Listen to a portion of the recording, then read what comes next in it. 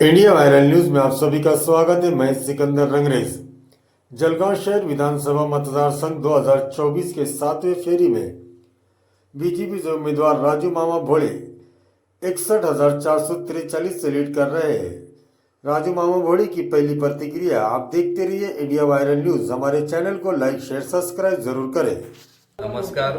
खरं जनतेचे आशीर्वाद आणि महायुतीचा नारा, केंद्रात भारतीय जनता पार्टीचं सरकार असेल की समाजातली सेवा अंत्योदय, मला वाटतं समाजातल्या प्रत्येक घटकाला न्याय देण्याचं काम केंद्रातल्या भारतीय जनता पार्टी सरकार असेल, राज्यात महायुतीचं सरकार असेल, सर्व नेत्यांनी, केंद्रातले नेते, आमच्या राज्यातले नेते आंध्र देवेंद्र भाऊ असतील, बावनकुळे साहेब असतील, आमचे नेते नामदार गिरीश भाऊ महाजन साहेब असतील, यांच्या माध्यमातून ज्या मुख्यमंत्री साहेब असतील, यांच्या माध्यमातून पालकमंत्री गुलाबभाऊ असतील, यांनी ज्या काही योजना राबवल्या त्या योजनेचं मला वाटतं जनतेपर्यंत पोहोचल्या आणि जनतेला विश्वास निर्माण झाला की आम्हाला जर कोणी न्याय देऊ शकत असेल तर महायुती सरकारच देऊ शकते।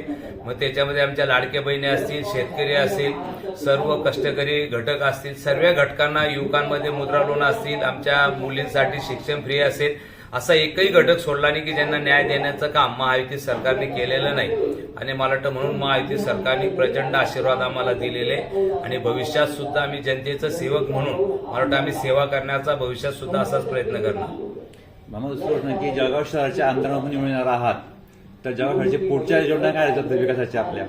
आमचा नारा होता की 50% जळगाव, आम्ही कधीच म्हटलं नाही पूर्ण कामं झाली, 50% कामं झाली, 25% कामं पाईपलाईन मध्ये म्हणजे भूमिपूजन झाले, कामं अपूर्ण आहेत आणि राहिलेले 25% कामं आम्ही येणाऱ्या काळामध्ये जनतेच्या आशीर्वादामुळे पूर्ण करणार। आणि एमआयडीसी, नवीन एमआयडीसी घोषित झालेली, तिचा पाठपुरावा करून नवीन एमआयडीसीला लवकर चालना देऊन युवकांना रोजगार, नवीन उद्योग आणण्याचा आमचा पहिला प्रयत्न असेल। याच्यात मामा, आपली टर्म दुसरी टर्म आहे विजयाची, तर आपल्या मंत्रिपदाची अपेक्षा आहे का?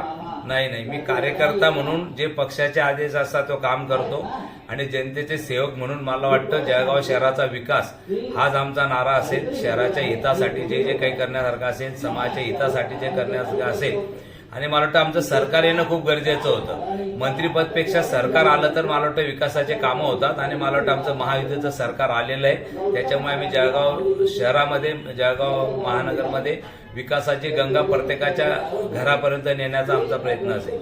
आम्हाला एक प्रश्न जोडचा आहे, आपलं मंत्रिपद मिळालं तर आपण कोणतं खातं घ्याल? नाही, मी त्याच्यावरती बोलणार नाही, ती अपेक्षा पण नाही। मला जे काही मिळालेलं आहे जनतेने आणि पक्षांनी दिलेलं आहे, मला माझ्या अपेक्षापेक्षा दिलेलं आहे। कारण मी स्वप्नातही नाही विचार केला की मी आज तिसऱ्यांदा आमदार होईल आणि मला वाटतं इतकं प्रेम मला पक्षाने, जनतेने दिलेलं आहे, कार्यकर्त्यांनी दिलेलं आहे आणि म्हणून मला वाटतं त्या अपेक्षा मला नाही आहेत। पण मला नक्कीच आमचे सर्व कार्यकर्ते, नेते सर्वांच्या आशीर्वादामुळे मला नक्कीच तिसऱ्यांदा संधी मिळालेली, हेच माझ्यासाठी खूप आहे।